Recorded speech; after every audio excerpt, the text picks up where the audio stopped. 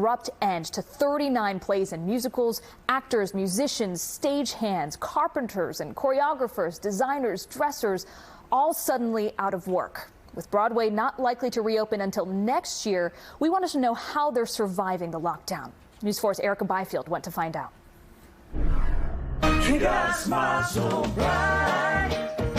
The cast from Ain't Too Proud meets this way regularly now, forced to perform online with Broadway closed. Karin Venegas plays the violin. I do miss my job.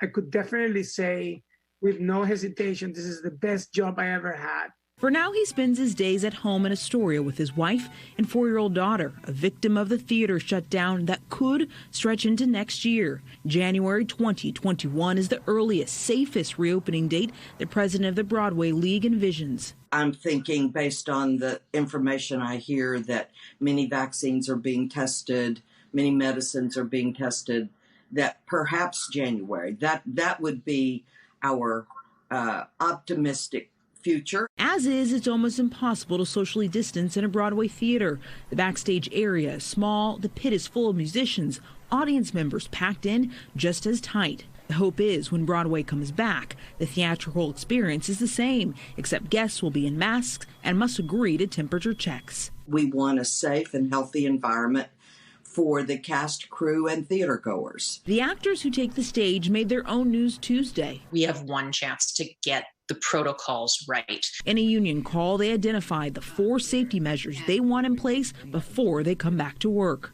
The epidemic contained a plan to identify the infected, modify venues as much as possible, and they want a voice in the decision-making process. For now, Broadway is offering ticket refunds and exchanges through September 6. Ultimately, the governor has the final say when Broadway's lights will shine again. Whenever that is, Eddie will be ready. I'm scared of the amount of time I'm going to be without a job and doing this. But at the same time, I'm not surprised that January is probably the safest date to say we're going to start. Erica Byfield, News 4, New York. We are all ready for that day, too.